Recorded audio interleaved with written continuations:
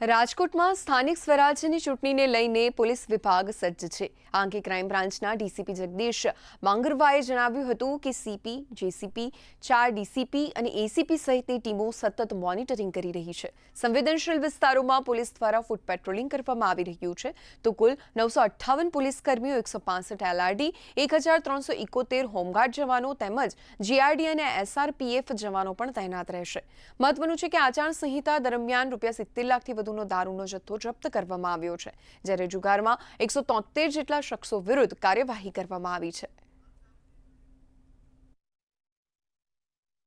Total માણસો જે પોલીસના ડિપ્લોયમેન્ટની વાત કરીએ તો એમાં અમે સિવિલ પોલીસના 958 જેવા માણસો ડિપ્લોય કરવાના છીએ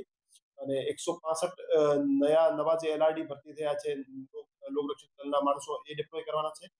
અને એક સેક્શન એસઆરપીએફ નો પણ રાખવાના છે જે હાઈપર સેન્સિટિવ અને સેન્સિટિવ બૂથ ઉપર ડિપ્લોય રહેશે અને આ સિવાય 1371 જેવા હોમગાર્ડ અને જીઆરડી ત્યાં ડિપ્લોય કરવામાં આવશે। આ રીતે 2000 કરતા વધુ પોલીસ જવાનોનો ચુસ્ત બંદોબસ્ત ચૂંટણીને લઈને રાજકોટ શહેર દ્વારા ગોઠવવામાં આવ્યો છે અને અતિ સંવેદનશીલ એરિયા છે ત્યાં